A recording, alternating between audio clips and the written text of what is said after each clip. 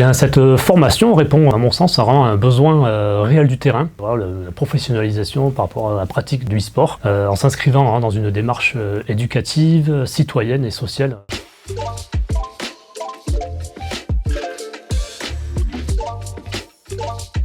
Donc, je suis Patrice Colençon, coordinateur des activités pédagogiques du Centre social et culturel de La Croisée à Saint-Gilles, sur le territoire de Nîmes Métropole. Ce centre social, donc association loi 1901, a pour vocation sur le territoire de Saint-Gilles de favoriser les projets émergents de la population, créer le vivre ensemble au sein de ce territoire sur Saint-Gilles. Cette association a déjà plus de 20 ans et donc met en place plein d'activités pour un grand nombre de publics, soit des tout petits enfants, les familles, les jeunes, et même jusqu'aux seniors, où on développe des activités à la fois individuelles, à la fois collectives, intergénérationnelles.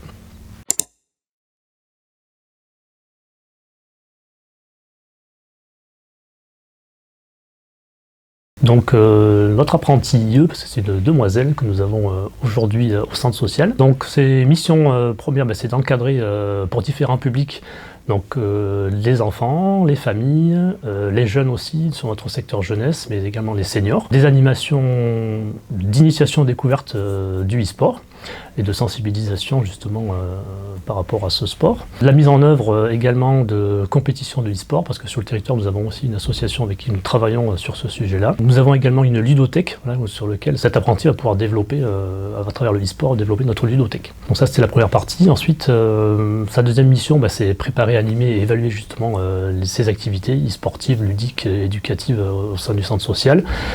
Et enfin, veiller du coup à la sécurité et au rangement du matériel. Elle est placée sous ma responsabilité en partenariat justement avec les deux autres coordinateurs de secteur qui sont le secteur famille et le secteur jeunesse, parce qu'on travaille en collaboration, en transversalité sur tous les publics.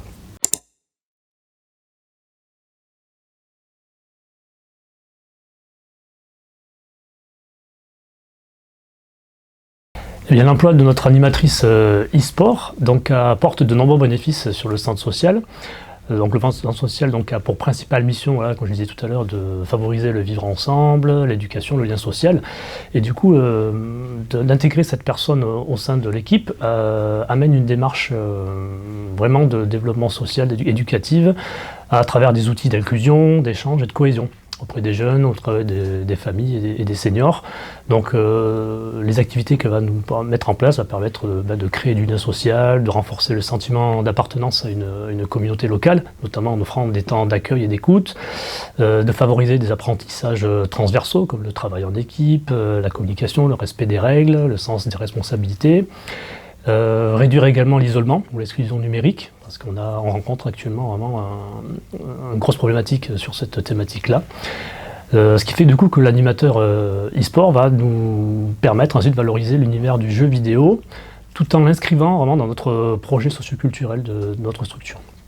Enfin, pour terminer, je pourrais dire qu'on a choisi de prendre aussi cette alternance avec l'animateur e-sport parce qu'en fait, ça répond aussi à notre volonté de notre conseil d'administration de répondre à des besoins émergents qui sont spécifiques des publics que l'on touche, notamment sur la popularité croissante de l'e-sport et du gaming auprès de nos publics. Notre ambition aussi de proposer des activités innovantes, attractives, qui complètent l'offre éducative et sociale et culturelle du centre social. La nécessité aussi d'accompagner cette pratique de manière responsable et structurée. Donc ce type de profil vraiment correspond bien à notre stratégie un peu d'innovation sociale que souhaite développer le centre social. Bien, cette formation répond, à mon sens, à vraiment un besoin réel du terrain, voilà, la professionnalisation par rapport à la pratique du e-sport, en s'inscrivant dans une démarche éducative, citoyenne et sociale, en cohérence avec les valeurs portées par notre centre social. Le TFP animateur e-sport offre un cadre vraiment structurant et sécurisant qui nous permet d'accompagner le développement de projets sur notre structure notamment, des projets vraiment responsables, adaptés à nos publics et à notre territoire. Du coup, les qualités de cette formation que l'on a perçues et qui nous a permis de sauter le pas sur l'alternance d'un animateur e-sport, c'est que cette formation est ancrée dans des valeurs d'éducation populaire, portées par le centre social, un équilibre plutôt pertinent entre la théorie et la pratique, une approche globale du e-sport et vraiment une reconnaissance aussi professionnelle de ce nouveau métier, on peut dire.